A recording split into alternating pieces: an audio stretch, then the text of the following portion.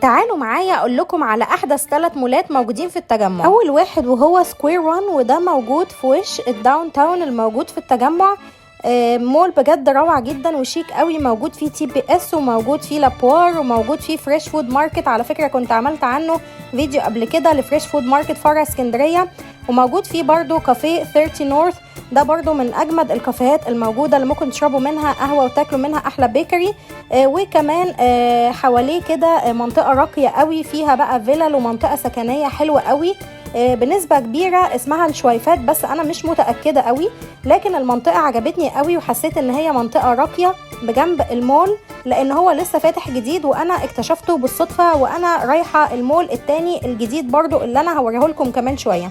المول الجديد التاني وهو اسمه يو فينيوز، ده موجود جنب ذا درايف، وموجود برضو جنب 5A ووتر واي. مفيش ما بينهم على طول يعني حوالي دقيقه او دقيقتين بالعربيه او ماشي، فبرضه مول كويس وكنت عملت عنه ريفيو كامل في القناه لو حابين ترجعوا له. اما ثالث حاجه، المول الثالث موجود جنب تريفيوم مول، وده المول بقى فيه بقى توكيلات كتيره جدا، من ايرم لحاجات جولري، ليه حاجات كتيره جدا متنوعه وكافيهات ومطاعم، وكلها الديزاين بتاعها حلو قوي وشيك قوي، وشكل المول من بره جميل جدا جنب تريفيوم زي ما قلنا. والمول اسمه ذا نوكس.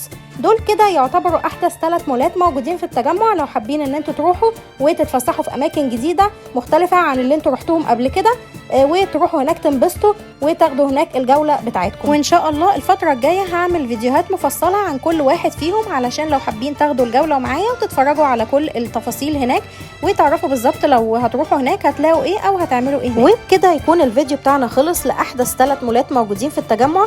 اكتبوا لي في الكومنتس تحت انتوا كنتوا تعرفوهم قبل كده ولا لا، ولو رحتوهم ايه اللي اكتر واحد عجبكم فيهم بالظبط. وكمان اكتبوا لي في الكومنتس تحت ايه الاماكن اللي احنا يعني حابين ان احنا نعمل فيها جوله مع بعض، يا ريت تكتبوا لي علشان اروح اعمل فيها جوله وانزل لكم فيديوز عنها.